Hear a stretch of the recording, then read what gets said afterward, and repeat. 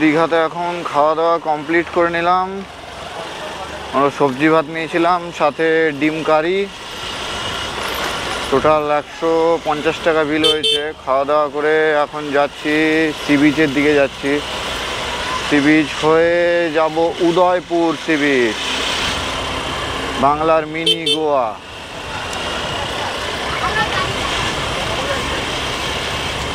ও ভাই, সেই ফিলিংস, সেই ফিলিংস। সমুদ্রের ঠান্ডা যে হাওয়াটা আসছে না ভাই, একদম সেই লেভেলের সেরা, একদম পুরো। ও ভিড়টা জাস্ট তোমরা খালি জাস্ট দেখো, ভিড়টা দীঘায় ভিড় তোমরা জাস্ট খালি দেখো, চারিদিকে শুধু লোক আর লোক,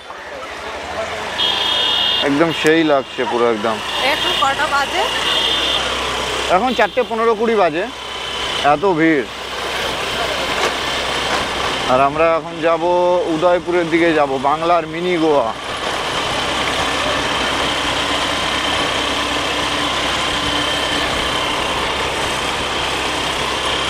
হেভি লাগছে ভাই ড্রাইভ করতে এইভাবে।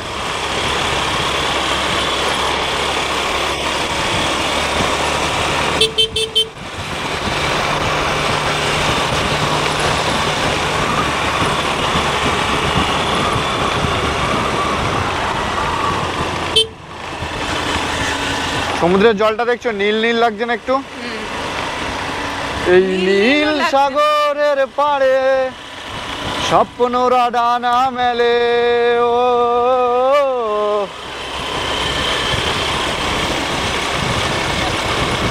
আমার মন বসে না শহরে, ইট পাথরের নগরে, তাই তো আইলাম সাগরে, তাই তো আইলাম সাগরে।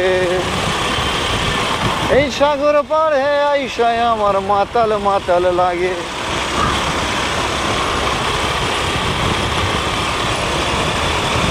ওই যে দূরে দেখা যাচ্ছে উদয়পুর সি বিচ, বাংলার মিনি গোয়া। আর এই জায়গাগুলো বসার জন্য খুব সুন্দর, সন্ধেবেলা এসে বসার জন্য সুন্দর হাওয়া। আর ডান দিকে যেটা দেখছো, ডান দিকে হচ্ছে ঢেউসাগর পার্ক, ডান দিকে।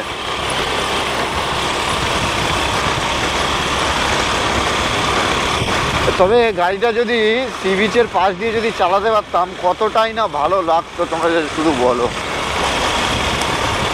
দেখি কোথা থেকে একটু আমার পক্ষীরাজকে একটু নামাতে পারি। আজ আমিও এসছি দীঘায়, সাথে আমার পক্ষীরাজকেও নিয়ে এসছি দীঘা। আমি একা কেন ঘুরবো ভাই, চলো তোমাকে নিয়েও যাই। এই ভাবনাটা ভেবেই বাড়ি থেকে রওনা দিয়েছিলাম।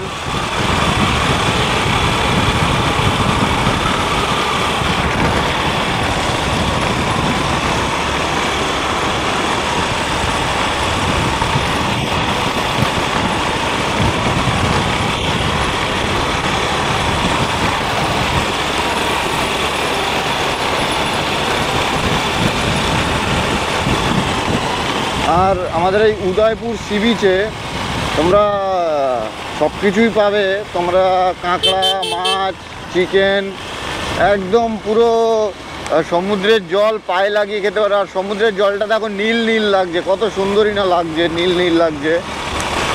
আর এখানে তোমরা বিয়ার, হুইস্কি এগুলোর ব্যবস্থাও আছে এখানে।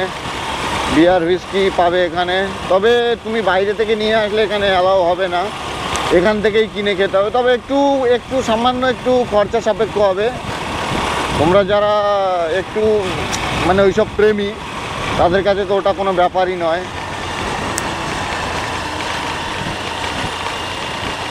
দেখি গাড়িটা সি বিচে নামাতে পারবো কিনা। নিচে নামবে গাড়ি? আশা করছি নামানো যাবে না। নিচে যেতে হবে না গাড়ি।